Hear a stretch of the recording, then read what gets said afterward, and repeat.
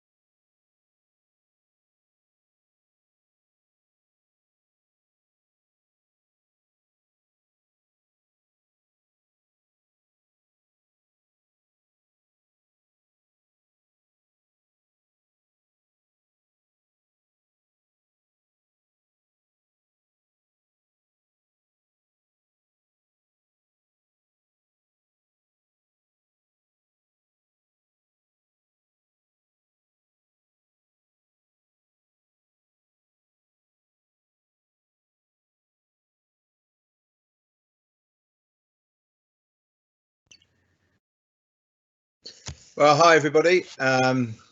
What we thought we'd do this morning is experiment and just try and show you some highlights from Amy's season last season. Some fantastic hitting there from the Kia Super League, 74 not out, over the top, improvising around the corner, and just showcases what a talent that Amy has become in the women's game. Welcome to everybody who's attending. We're rapidly going through the numbers, approaching around 50. I'm sure we'll get plenty more. That's great to have you with us. Just before we go on, just introduce Amy a little bit further. Amy's a local girl, born in Sutton Coldfield, and started Warwickshire career at a very young age with the under 11s, working her way through to the Warwickshire Academy. And of course into the Warwickshire women's sides. Has since played 44 ODIs and 49 T20s for England, as well as one Ashes Test match, and is rapidly becoming a regular at the top of the order, and of course has played for the Big Bash franchise with the Perth Scorchers, which is actually where Amy is right now as she's about to speak to us, and also been picked up for the home franchise Birmingham Phoenix as and when the 100 gets going, fingers crossed, this year. So if I just, by the magic of modern technology, introduce Amy to you. Hi Amy, how you doing? Hello, hi, I'm good, thank you. All the way 7 hours ahead of us, about 7 o'clock at night, is it? Yeah, 7 o'clock, just had my dinner. Oh, good. What did you have? Yeah, so I had Thai curry. Oh, so it's not all barbecues down there then? No. Oh, I'm disappointed. I'm disappointed. It's lovely to have you with us. Thanks for spending the time and speaking to all the players on the pathway. That's no problem. Yeah, it's awesome. And we've also got joining us Ollie Hannon-Dolby, who's going to pose a few questions to Amy. Welcome again, Ollie. Thanks for having me. It's brilliant to have you back. You're back by popular demand, mate. Oh, thank you. A few requests, were there? Absolutely right. Amy, just very quickly before Ollie asks a few questions, what do you remember of last year's Super League? That was a fantastic knock by the looks of things. What do you remember of last year? Loughborough didn't quite get over the line in the end, did they? Yeah, no, we lost the semi-final in the end. Made it to finals day again. I think we were there. We've made it there every year, but not quite won. So yeah, it was. I think with it being the last Super League ever, obviously with the new domestic structure coming in, it was a big one for all the girls, and we were disappointed not to win, but another great Super League tournament. Because it's fair to say Loughborough's been a quite central to the women's game, hasn't it? Really, the last 10 or 15 years, a lot of players have gone through Loughborough, perhaps for university reasons as well. But it's a bit of a surprise that Loughborough weren't successful in the Super League, I guess, in that sense. Yeah, I think obviously, as you said, yeah, Loughborough has played a huge role. I think when I was at uni, there was 5 of us who got called up into the England squad during our time at uni, and Sally Ann Briggs was a real key person in that, really, and she created such a good programme for us as the girls to be able to train pretty much full time alongside stuff. Head coach. She was the head coach, yeah, head of the that programme there, and yeah, just was really good at recruiting, so lots of girls that were. Loughborough pretty much became the main place to go to uni if you wanted to, if cricket was your main goal in the end, I guess. Yeah. So yeah, well, it was disappointing that we didn't win a Super League title. As I said, got close. Not really sure the reasons why, but I had a lot of fun. Had a lot of fun getting there with that team. It was a great group of girls, and being back at Loughborough, where obviously went to uni, and I mean we train there all the time, but being there in a different setting to the England programme it was good fun. It's fair to say, university-wise, it's a lot of girls have been able to study and to play at a high level at the same time. That's fair, isn't it?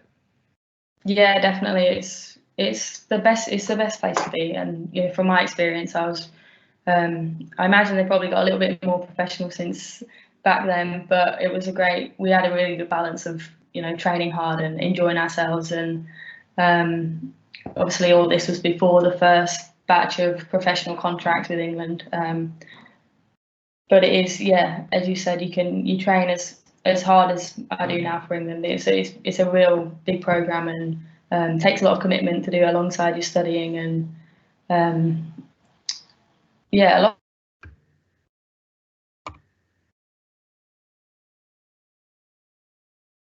Oh, I think we lost you we lost just a second there, Amy. We didn't quite catch that. Oh, sorry. All right. I was saying how it's a big commitment, and loads and loads of girls seem really committed to going onto that pathway, and lots of girls came out with first class degrees. I was saying, and I wasn't one of them, but they really excelled at both, which was it's obviously great if you can do both. You could have lied to us and said you got a first class degree. Ollie, have you got a first class degree, Ollie? I don't. If I'm 100% honest, one of my biggest regrets is that I didn't go to uni, and I think a lot of the sort of worries you have as a professional cricketer in the game, I think they would be appeased if I'd ever had a degree. So I'm massively jealous that Amy did, have the gumption to go to university and get a good degree. And I think it's something that we should definitely do more of in the men's game, if I'm honest, because it obviously stands you in such good stead when leaving the game, which is something we're all going to have to do. I will not be playing cricket when I'm 50 years old. So yeah, it's something I wish I'd gone and played on a cricketing university somewhere like Loughborough, somewhere like Leeds, Durham, those universities that have got great cricketing programs. I really, really wish I'd gone there, got a degree under my belt and played some good cricket as well. I think it's done be in really good stead. It's interesting how the cricket as a game has always almost enabled people to do both, hasn't it? So for the young people sort of watching today, the message is absolutely, you can spin both plates. Maybe other sports it might not be possible, but Amy, you were saying there lots of the girls were involved in degree programs at Loughborough. Ollie, I'm thinking about a couple of the younger lads on the staff now who are doing a degree at Birmingham University and are contracted with the club as well. So from a male and female side, that's quite encouraging, isn't it? You can sort of keep both aspirations live, so to speak. Yeah, definitely.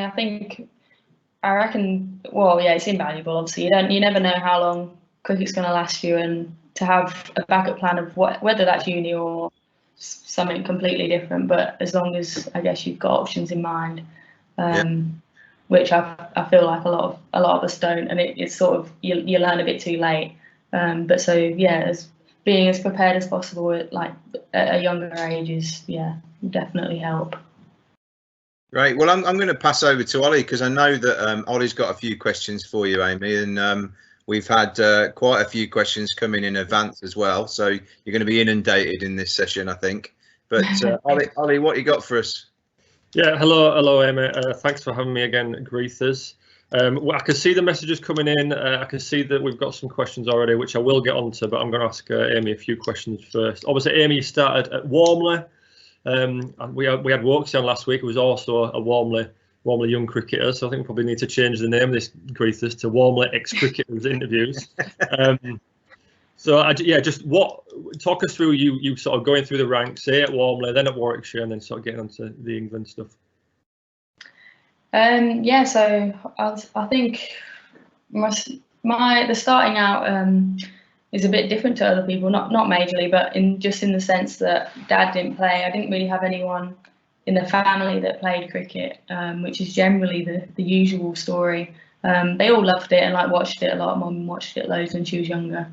But I was always into football, and that was always what I thought I wanted to be. And it was just I had loads of all the friends at school that I played football with basically just played cricket, and it was just on the off chance that I just sort of went down with them, straight down to Warmley. And then from there it was quite quickly they had a good girls set up at Warmley already, I think, at that stage, and I was a bit reluctant to join in with the girls at first. I think I just thought I was just a little boy, and liked hanging out with all the boys, and my friends at school were all boys, so I was just quite comfortable there. So it took a few weeks for me to even go into the girls team and start training with them. But as I said, they had a lot of girls playing there and a lot of Warwickshire players there already. So quickly sort of had a little trial for. I think I started under 13s at Warwickshire, so I had a trial for them, and just sort of progressed through there. I was lucky enough to be on the EPP and academies, and just the coaching I got at Warwickshire was I owe a lot to that, because it was definitely what made me, I learned all my basic skills there. I learned, and especially wicket keeping. I was lucky enough to work with Tony Frost pretty much in my head. It was the day after I said I wanted to be a wicket keeper. It obviously wasn't, but it was very, very quick, and I was on the bowling machine with him, and it felt like we did hours, and I think so. Just sort of, I guess, from there then on to England pathways and so on. Very good. And so talking about those early days at Warwickshire, who are your inspirations then? Look, obviously you sort of mentioned that you stumbled into cricket a little bit, really. Do you have any inspiring figures in your sort of cricketing career who you've looked up to, or who sort of inspired you in those early days at Warmley?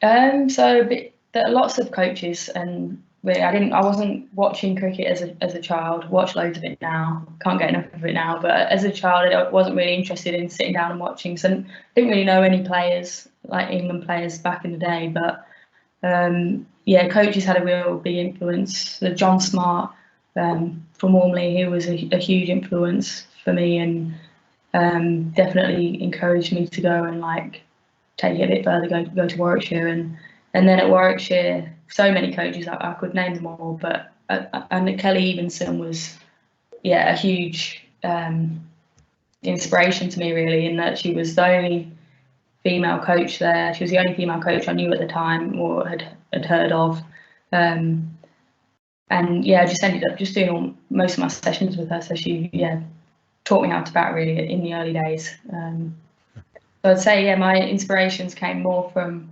coaches than players. Cool. And obviously we talked about your early days at Warmley, then going on to Warwickshire Academy. You're a trailblazer in that regard. I think you were the only second female on Warwickshire Academy. So just thinking about those days, and you've obviously gone on to international success and success at the county level. What do you think stood you in such good stead? Some things that maybe thinking about the people listening, the young children listening. What do you think stood you in such good stead to have such a great county and international career so far? I think I think you've got to have a good work ethic. You've obviously got to put in the hours. It's, if you want to be better than other people, you've got to train harder than them. With other aspects obviously coming into it, but if you work hard at the right things and listen to your coaches, I think it's quite easy to, as a young cricketer, to think you know best. But I think at the start, I reckon it's a seesaw. At the start, you just need to listen, take it all in, and then obviously as you progress into your career, you know yourself and you know your game, and then you take more ownership and perhaps filter a bit more what. But definitely as a age group player, I just wanted to be a sponge. I just wanted to listen to everything, and I think even just to keep going, keep going to training. I can remember loads of times I was a really nervous child and really I remember being picked to go to an under 15 tournament. There were a couple of other youngsters on there as well. We were a couple of years younger than everyone else, and I remember Mum took me to Edgbaston. I had to get on the coach, and I just started crying. I was like, I don't want to go. It was like an away trip. I was like, I do not want to go. I'm happy at home. I don't want to stay away. And a couple other little things, went to South Africa, got really homesick. But just little silly things now looking back. But as a young girl, there's going to be things that are daunting and that might put you off. But if you're enjoying it, and there's gonna if you play in sport, there's always going to be things that you're out your comfort zone, and yes, it's just important to keep going, keep training. Can I ask both of you, just when you get to a particular level, and obviously it's your profession, both of you, I think people would be interested to hear when people are so good and you are so good and the people around you are so good, how do you decide then how to improve further? That's a, as a younger player, there's so much to learn, isn't there? And there's so much to take on board. But then when you get to your level, Amy, you're a successful international cricketer. How do you work out, okay, now this is how I'm going to get better still? So how does that process work? I think I go to the nets and it feels like there's 50 things I could work on to improve. I'm not struggling for things to work on, but I guess it just gets a bit, it gets narrower, and you get a bit more. Well, I find it could be a really small thing, but it's something that's driving me mad and something that I need to work on. Whereas as a child, it's obviously a lot broader. But I think for any player, if you're always looking to improve, and you can't. I just don't believe anyone is satisfied in cricket. I think it's one of those sports where it's you don't complete it. It's always gonna give you challenges, but so yeah, there's always things to work on, but yeah, obviously a lot of pies. Your game has really blossomed. I'm sure I might be treading on Ollie's toes here a little bit, but your game has really blossomed in the last 3 or 4 years. I don't know, and you might agree or disagree with this, whether it, Sarah Taylor obviously publicly had to take some time out of the game, and in many ways, because you're a similar role, she was not in your way, but you're in direct competition in terms of the role in the team. Do you think that opportunity, when it came in the team, sort of was a springboard for you? It seemed to give you certainly a bit more confidence the last 3 or 4 years at that level.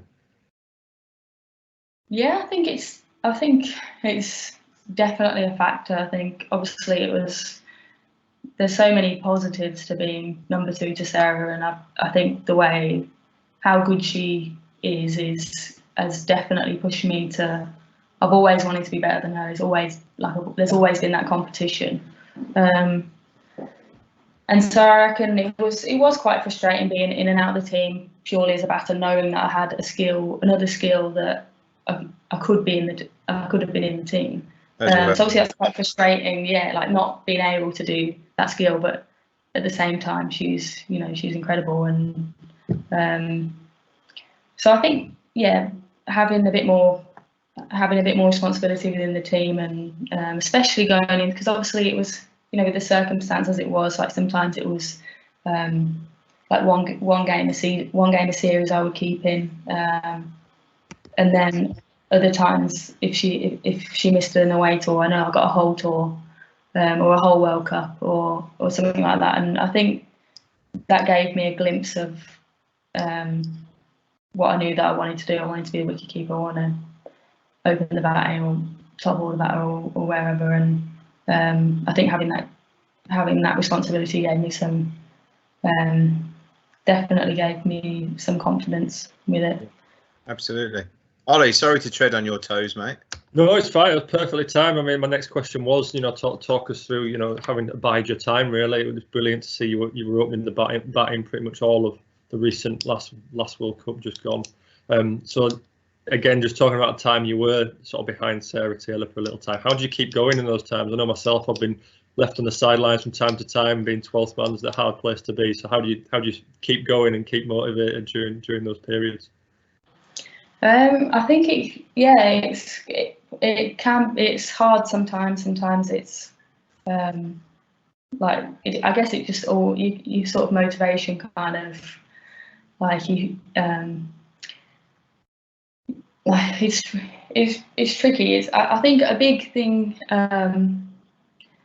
for me was obviously I was in and out of the squad. I got picked when I was 18 and had not been keeping long at all, maybe like probably been keeping 4 seasons before I got picked for the academy, and all of a sudden I was number 2 keeper really early.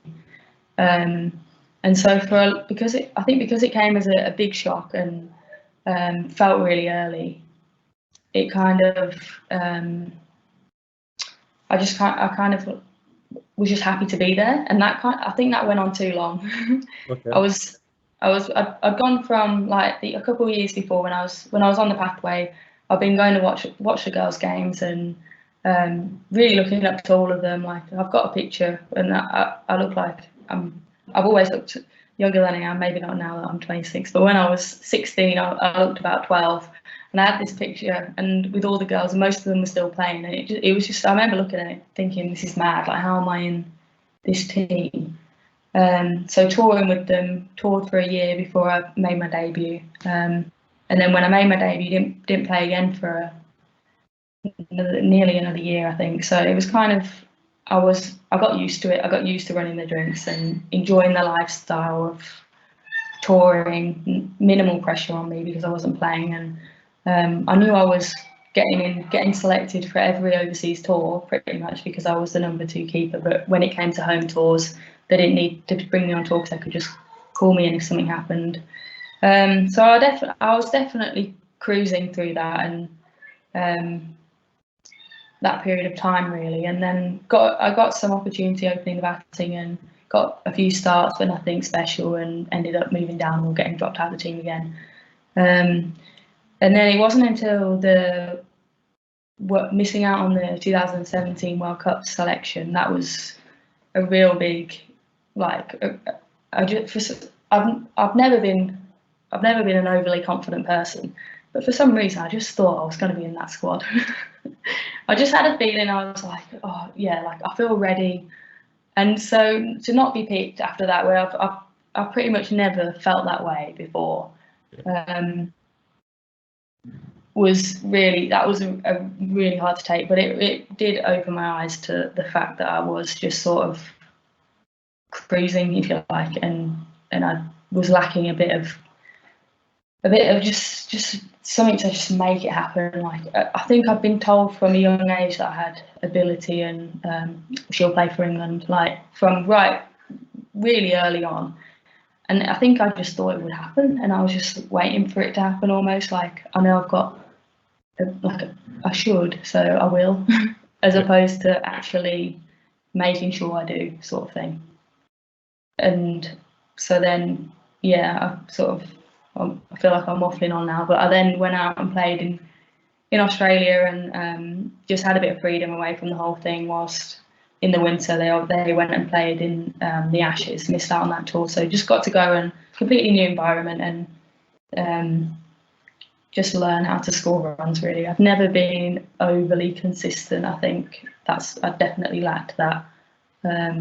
So to play a whole season out there with a bit of pressure, being the overseas player, and got some scores, and just found a bit of consistency and carried that on in the summer when I came home, and then that's when I got picked to first open the batting in ODIs. So I don't know if I've answered your question there.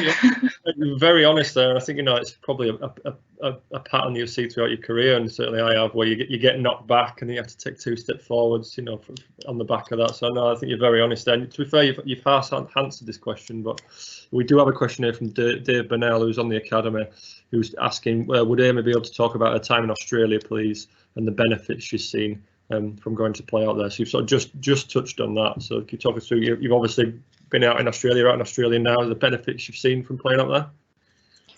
Yeah, I think it's brilliant to, like, if anyone ever gets the opportunity, I wouldn't even hesitate to say just definitely go and do it. I think there's the extra responsibility of being an overseas and expectation that comes with that, and so I guess trying to live up to that little bit of extra pressure. And I'm a quiet girl, quite shy with new people, and so personally it was quite good just to get out there and be in a different environment, like sort of challenge that side of it, I guess. And then in terms of my cricket, I think it's just, especially when you've done so many winter nets, and they're obviously invaluable and you need them, but at the same time, if you've done so many after another, you can't beat playing through the winter, I don't think. And game time is, I think is the best practice, especially if you're in a position that I was, where I wasn't playing much. I was on tour with the girls, so I was there training a lot, but missing a lot of other cricket I could have been playing, because I was winning drinks. So yeah, I think I wouldn't hesitate. I'll do it every year. Just follow the sun. And the weather helps as well, doesn't it? What you saying? 30 degrees there today? Yeah, it's hot. It feels like 40 degrees in this room, but it was, I think it was 35 this week. A bit different in Birmingham, I agree with this. The blue skies though, we've got blue skies. You've touched on it, unfortunately missing out on the 2017 World Cup, which obviously England won brilliantly. Have you seen an impact on the game since then? Since the England women won that World Cup, have you seen an impact on the game? And that's a question from Ellie Phillips, an under-13s girl. Oh yeah, I would say so. I think I wasn't a part of that, but I was there on the day with the family and friends, and it was just incredible. It was like nothing we could have. Like, nobody believed that it was going to be full, I don't think. And so to walk into Lords that day, even just walking in with so many people, was just like, oh God, I think like it's actually going to be full. And for the girls to win it was just obviously amazing. And I definitely think momentum's carried on from that. I think it's a really great thing to be a part of, because it's on the up anyway, and like every year more and more things happen. We get more and more coverage and stuff like that. More and more girls starting to play cricket.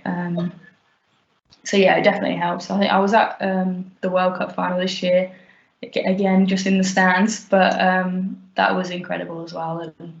And 86,000 people at the game was it was unbelievable. And I think it's just brilliant, because it just shows that it's got an audience, and people really do want to watch it. Yeah, absolutely. Well, I was about to touch on your sort of World Cup success this year. You're opening the batting, whacking it to all parts. We're not going to talk about the fact that they didn't have a spare rain day for the semi-final. Sorry for the semi-final. Let's not talk about that. But just talk us through that tournament. It looked an amazing tournament to be part of. And I suppose the big question is, did you meet Katy Perry? You said you were at the final. Did you meet her? I didn't get to meet her, no, but I did watch the concert. I stayed at the end as well. She was brilliant. No, I didn't get. I was just in the stands. But no, that was that was such a good tournament.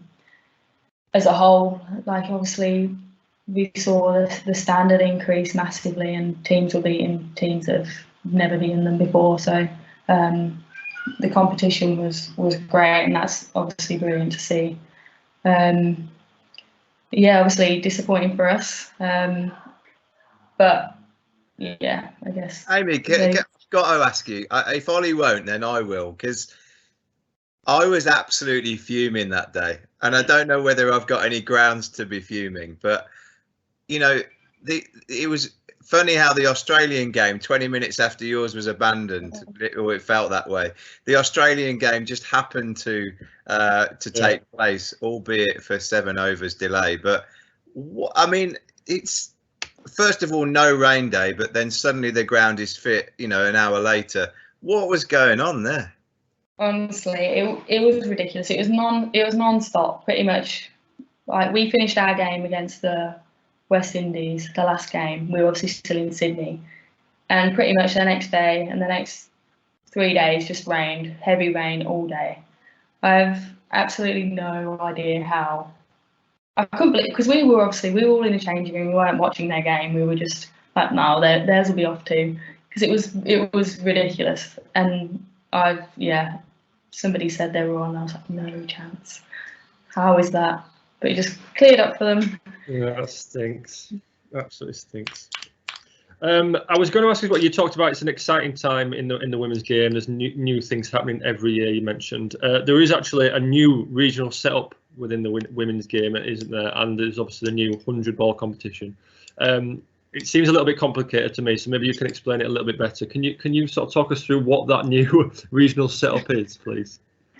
I can give it a go. I'm not sure all the information's out there because I'm not 100% clued up on it, but I know that basically we obviously got a lot of counties within England, and it just sort of to condense the talent, I guess, and improve the standard of the women's game, and make the gap between county and England closer. There's going to be, Greethers might be on top, 10?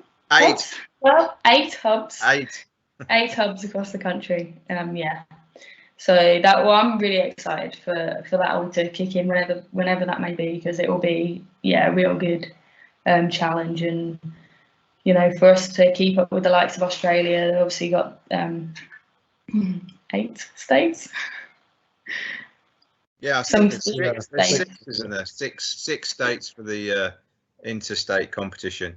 Yeah, geography is not a strong point, but they've obviously got a much smaller competition as well, and I think we've seen how their depth within their squad and outside of their squad is so good. So I think this will definitely help us to improve domestic cricket for us, and along with the exposure of the 100, I think would be great. So many girls will be playing on a bigger stage and in front of bigger crowds, and I think that'll be brilliant.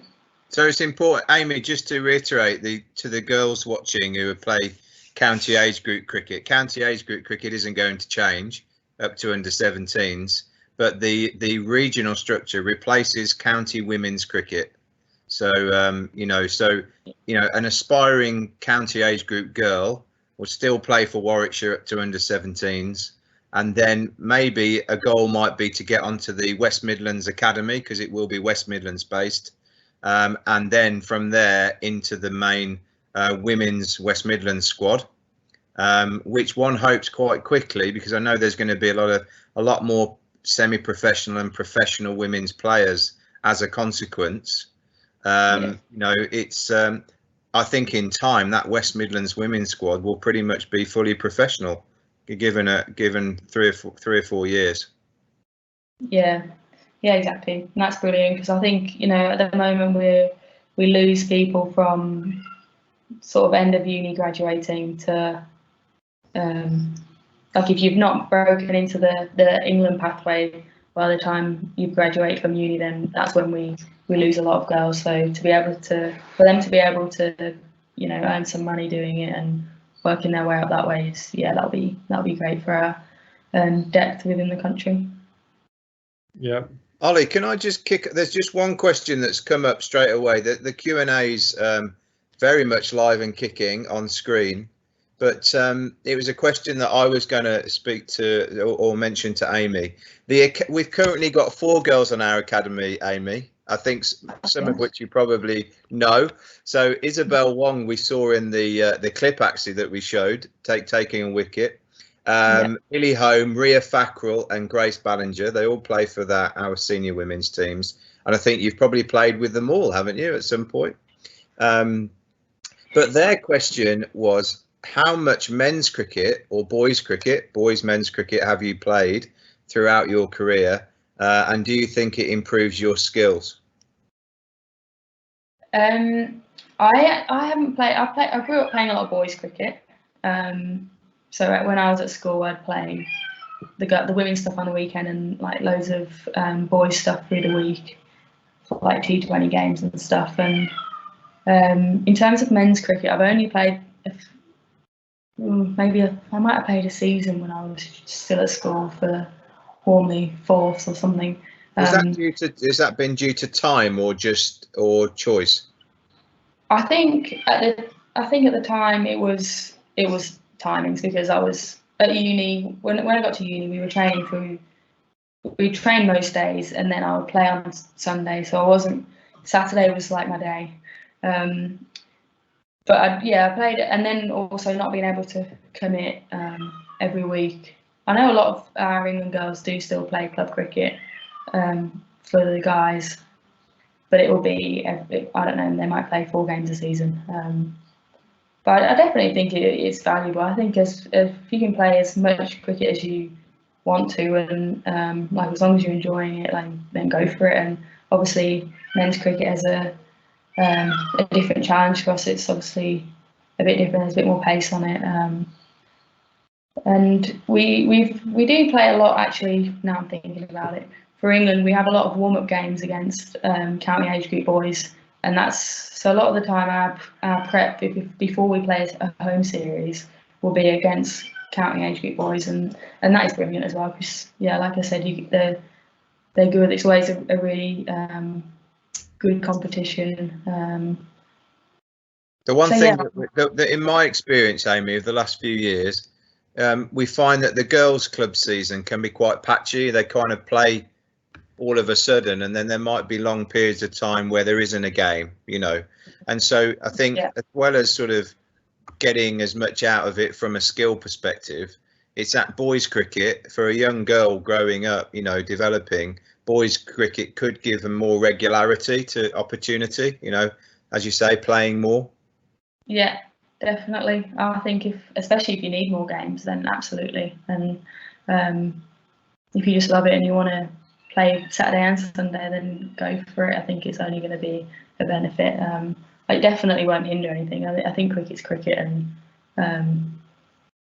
if anything, if you're coming up against quicker bowlers, then that will only challenge you in a good way anyway. Ollie? Yeah, brilliant. Nice to see that some of the girls, Wong, Emily, Ria and Grace, are all listening. And as you said, it's really exciting for them that potentially some professional contracts for that West Midlands team and coming up in the future. So that's excellent. Some more questions from the Q&A. This is from someone anonymously. You played all 3 formats for England. Nearly. Oh, that was Vicky, I think, Ollie. Is it Vicky? Yeah, it says that was from me. Vicky's on our academy. Vicky, there we go. Nearly 100 games for England across all 3 formats. How do you prepare differently for all 3 formats? So the morning of a test compared to the morning of a T20, I can imagine is very different. So how do you prepare for that? I think it is obviously different. We obviously play the majority T20 and ODIs, and generally, I think the way I would go about that would be pretty similar pre-game anyway.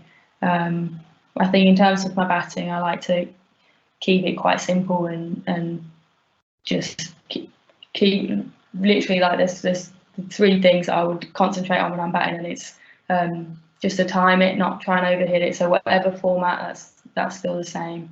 I say full face, and that's just having a real clean, full face through the ball, and not premeditating. I forgot the third one. Then it's been a while since I've trained, and not premeditating, just sort of trusting my instincts and reacting to the ball. So I think that just all stays the same for each format. Obviously, test matches I've only played one, and that was quite an adjustment. I think we've played a few for the academy, like 3-day, 4-day games as warm-up games against the Aussies when they've come over for the Ashes. So that's been good experience. I remember the first 3-day game I ever played in was batting 3, I think, and I walked out to bat and I was like, I was just overthinking, like majorly. I was like, this is Test cricket, like, I was like, I've got to bat for 3 days. And I walked out there, Lee Perry's bowled at me, and I've just left the first ball and got bowled and walked straight back off. Couldn't believe it. Oh, no. The worst thing was Danny Wyatt walked out to bat after me, straight after me, in at 4, left the first ball and got bowled. Oh, no. So she took a bit of the limelight off me. But I think generally, I like to keep it simple and pretty similar for all 3 formats, really. Amy, I know there's quite a few wicket keepers. Vicar, who asked that question, is a wicket keeper. So I've seen very often wicket keepers get a bit neglected in terms of their training and prep sometimes, pre-game particularly, giving them the space and the time just to get themselves warmed up and ready. Any advice to the wicket keepers out there in terms of pre-game prep? What do you do? That's definitely been a big frustration for me as a wicket keeper. Is often there isn't a wicket keeping coach there, and it's that can be hard, and you often have to drive your own practice and grab in terms of training and stuff, grab a teammate. It's surprising how many people want to shadow bat for you. Everyone loves it, so I think just really driving your own practice is something that you've got to do, really. Hopefully if there's other keepers in the team that will help with that, and you can just train together. Where do you start in terms of like pre-game? Do you have to make a bit of time for yourself? Yeah, well, I'm so lucky. I'll just get going with the girls. I do whatever we're doing, and then as they break up to do their fielding, I'll just take a coach over.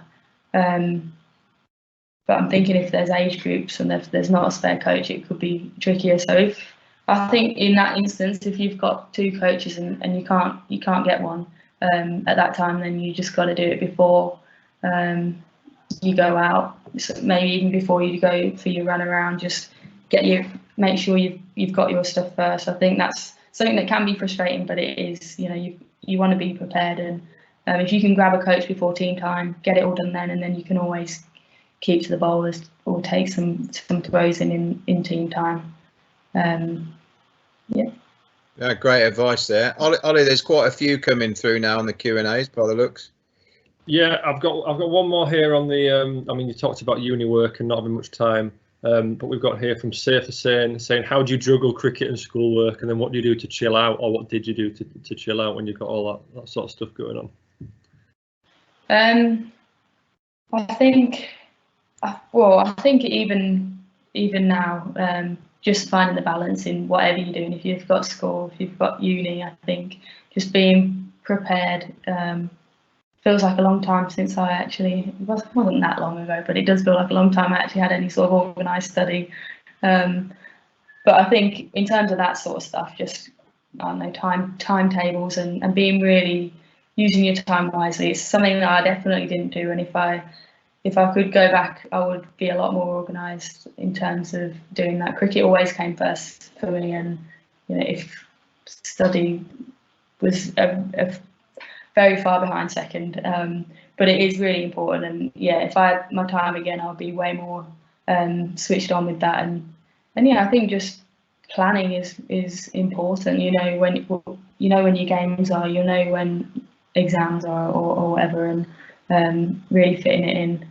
But I think generally with cricket, obviously takes a big chunk of your time, and making sure you allow for hobbies and catching up with friends and everything, just to switch off from it really is really important, because you know what it's like if you've gone and played all day on a Sunday, and then you're thinking about it all of Monday, and it just drags on. Then you're at training on Tuesday, and it's like you've not switched off, and it has a good way of staying in your mind. So I think just being really clear on what you want to do, when you want to do it, and just planning well, I think. And did you do anything else? I mean, I know a lot of my teammates. We all seem to have some sort of hobby outside of cricket where we can obsess about that. So I love golf. Lots of lads love fishing, stuff like that. Do you have anything like that you think, right? I can obsess about my golf swing in the back garden instead of obsessing about my bowling action, and I actually find that's quite healthy sometimes. So do you have anything like that you do instead? I wouldn't say I had a consistent hobby. I've been through a lot of phases. I think golf has definitely been one. I think all cricketers like to have a little go, don't they? And I bought some clubs a few seasons ago, and they've not been out a lot. But one summer I did get really into it, and that was, I think a distraction like that. Otherwise, I'm pretty easily entertained. I would just sit there with my friends and just catch up with them, really. Or if I want to be on my own, I'd binge some Netflix or something. I'm pretty easily entertained, really. I don't get bored often, but I don't really do much either, so I'm not sure.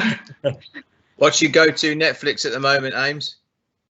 I'm watching Money Heist at the moment. I've really watched it. Have you seen it?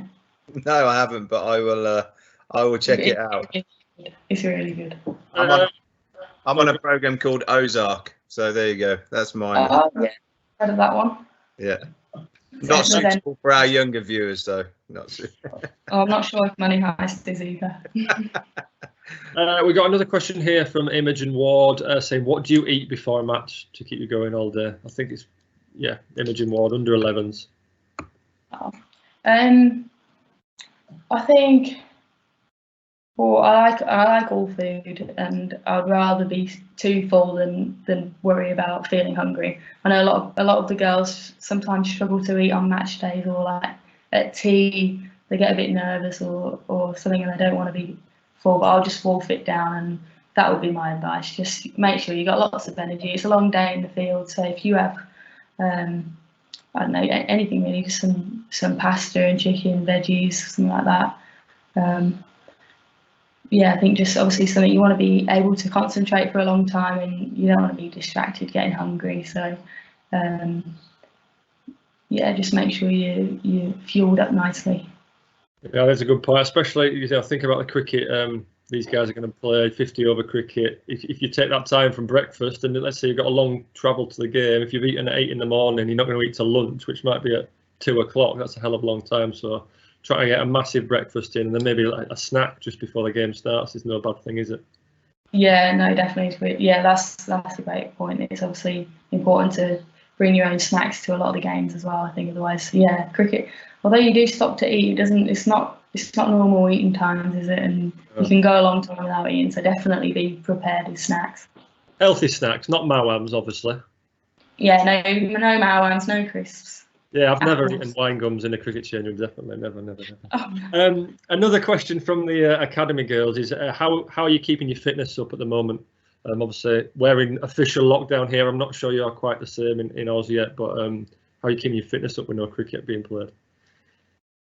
It's a definite challenge. I think it's slightly easier. Well, it's definitely easier for me over here. Obviously, just the weather's a bit more appealing. Although I have heard that there's been some nice sunshine at home. But I think it's kind of, before I would just sort of try and just do my fitness because I had to get it out of the way, sort of thing, so I could go out with friends or whatever. And now it's kind of become the event of the day, and so I'm really actually I'm quite motivated and getting quite stuck into it at the moment. I think I've been writing down my runs and things like that, just little challenges and getting into a good routine is definitely beneficial in these times. And I think there's so many good stuff on YouTube and things in terms of body weight workouts, and there's loads of variation and things that you can do. There's Pilates or yoga or whatever, and I think just finding whatever you like and trying to be consistent with it. And it's quite an opportunity, isn't it? It's quite a big opportunity actually from a fitness point of view, because of the amount of downtime that people have got. It's you could be, if you use it wisely, it could be a really productive period fitness wise. Yeah, definitely. I think it's a great chance to do that. Obviously, as a cricketer, you look at fitness, skills, tactical. There's not a huge amount you can be doing tactically, and especially with your skills. So the physical side is, yeah, as you said, it's a real opportunity to really get into that. And I'm definitely not preaching as somebody who always goes off running. I'm not the fittest in the team by all means. So it's been a challenge for me, and it's been good to make little goals, and just it's the event of the day. It's the only thing we can go out for, really. So I think really committing to it, and yeah, as you said, try and make some good strides in this time. Absolutely. I got a question from Logan Hughes here, who's on the academy. As what has been the highlight of your career so far?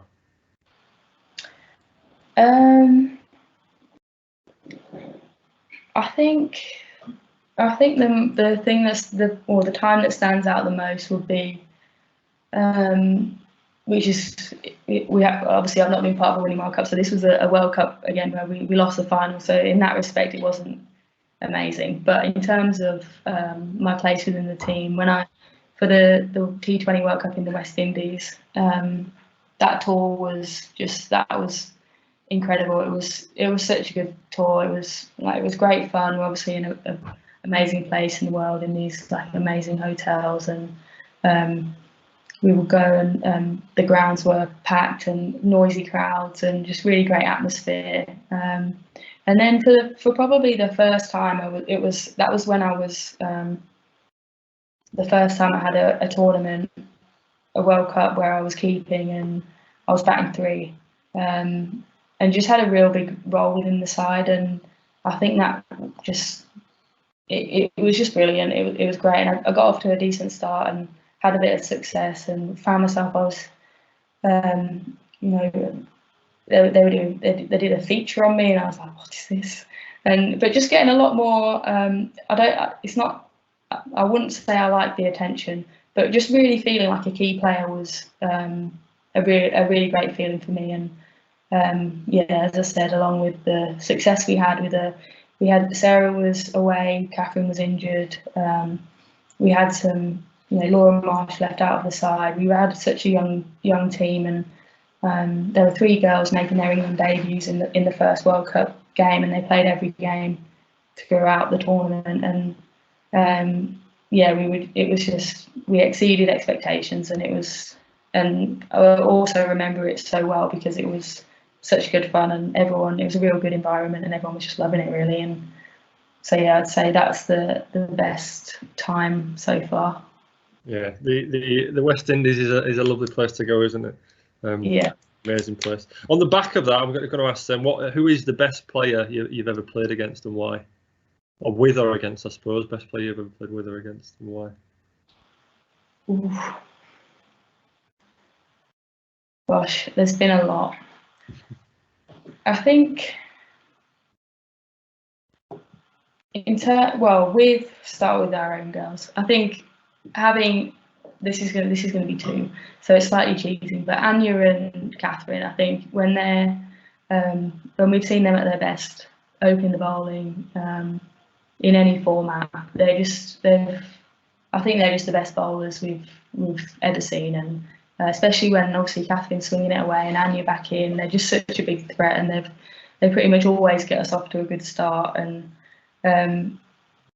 it's great fun keeping to them, and facing them in the nets is tough and not nice at times. But I think they're just so skillful, and I think the way they just bring it for the big tournaments. There's been times where they will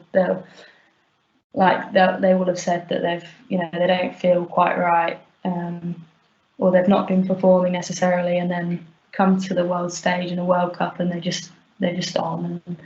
And those 2 are definitely the best bowlers I've played with and against. Very cool. I would say, and then the other one I would just say is Alyssa Healy from Australia. I think just the way that she goes out and bats is incredible, really. She really takes it to anyone who it's like she doesn't really care who's bowling at her. She's full of confidence and really attacking. And I think the way she sort of turned her career around as well, having been in the side for a while but batted lower down, like had a really low stats behind her for whatever reason, and then just has absolutely bossed it the last like 3 years. I think is good to see as well. Although also not good to see against us. I suppose when she's whacking it, you've got the best seat in the house, literally stood right behind.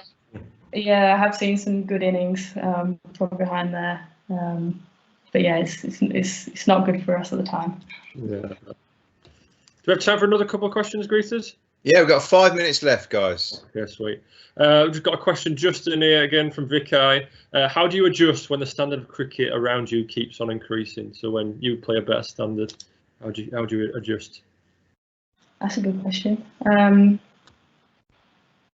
I think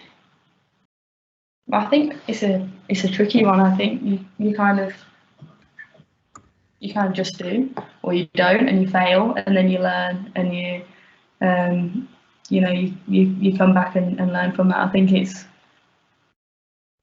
there's going to be, from starting club cricket and working your way up, there's just going to be challenge after challenge in terms of that. And I think sometimes you don't know how good you are until you put up against some other people. You might look at, as a batter, you might look at the bowler from the sidelines and think, geez, there's no way I'll be able to play them well or whatever, and look at a team from the sideline and think, well, like, they're good. But until you're in there, and I think you surprise yourself, and if you just, however you're feeling inside, whether it's you're nervous or whatever, however you're feeling, if you can just sort of not show it and just go out there, because I think a lot of the time you do surprise yourself, because I think at the end of the day, you're never going to be put in a situation that you're way out of your depth, because you've been put there for a reason, and a coach believes in you, and so whether you've been asked to play in a higher age group or something, I think just trusting that you're good enough to be there, and that's why you're there. And obviously there's going to be failures along the way, and they're hard to take at the time, but they're also great, and that you learn so much. And as long as you do sort of reflect on them and try and learn from it, then I think failures are inevitable, and definitely also can be a good thing. Love that. I suppose last question from Imogen Ward here is, how do you stay positive when you've had a poor day? I think the beauty of cricket is that you've got 10 of your mates there, and you're going to have bad days, but if you can,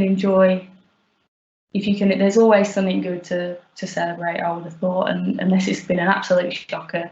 I think if you've had a bad day but your team's won, that's fantastic, and you just you enjoy that. And if you've not but someone's done well, there's always something that you can celebrate. And I think that's been a real big thing for me, is that, like, on the sideline, if you're not playing, you're still supporting and you're still enjoying everyone's success. And I think if you can play a team sport and enjoy what's going on and what other people do, and support your friends and your teammates, then cricket will be far more enjoyable, and there'll be less pressure on yourself. You've still had fun, you've still smiled, you've still clapped someone, given someone a pat on the back, and I think in the long run, you're happier and you're more likely to do well yourself. And so yeah, I'd just say enjoy your teammates' successes.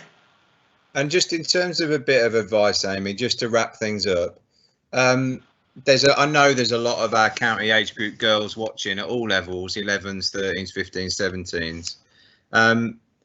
What bit of advice would you give the 15-year-old Amy Jones? You're sitting there now. What didn't you know then that you wish you did? And you'd give that advice now to that 15-year-old Amy. I think the advice I would give to myself would definitely be just to be more confident, be the one to put your hand up and speak in a meeting, or share how you feel. Everyone is valued within a team, and sometimes it doesn't feel like you are, but it's just it's just what you tell yourself. And I think, you know, everyone wants to hear what you've got to say. I think if I would have, it would have been better if I'd have found my voice a bit earlier and had a bit more confidence to make friends, to, like, talking very young here, but to get myself out there and make friends and enjoy that side of it. So yeah, I think just believe in yourself, trust that people want you to do well and want to hear what you've got to say, and yeah. Right, brilliant. Ollie, I think we're just about done. Ollie, anything else left to say?